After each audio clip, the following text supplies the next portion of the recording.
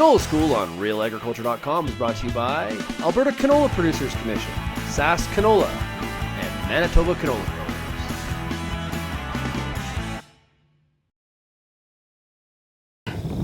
Hey Greg with the Canola Council, what are we looking at today? I believe we are standing in a little bit of a patch of wild oats. Well, we're in Manitoba. Avena fatua. So, yeah, we are.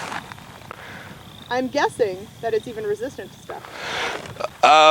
You would have a coin toss chance of being correct. I would take those chances. Would you take? So, always double down on 11. Yeah, exactly. Yeah. Wait, what should we be doing about these wild oats? These particular wild oats have emerged at or before the crop, which means that they are going to be particularly harmful from a yield perspective. We want to definitely get rid of these as soon as possible.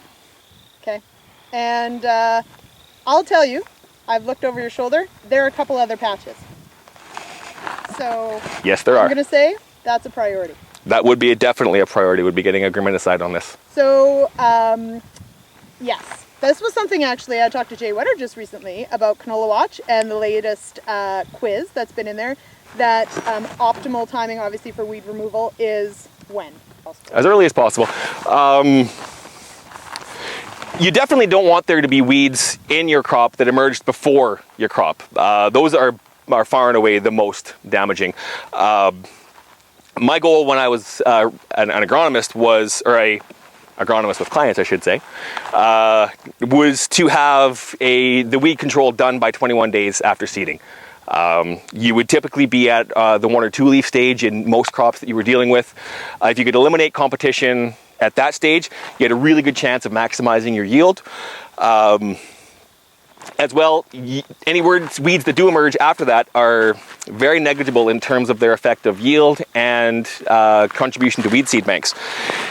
Additionally, if we're in canola, having a slightly weedy canopy, for example, forgetting the second pass altogether, which is usually strictly done for cosmetic purposes, means that we maintain a little bit of biodiversity within that canopy.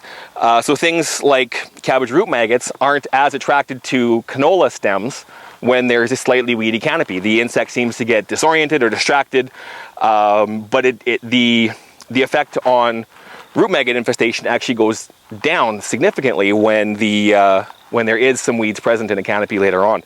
So those weeds aren't hurting yield, they don't contribute significantly to the weed seed bank, and they reduce the amount of cabbage root maggot feeding that you would see in your crops. So as always, any application that we make to a field that isn't required is a complete waste.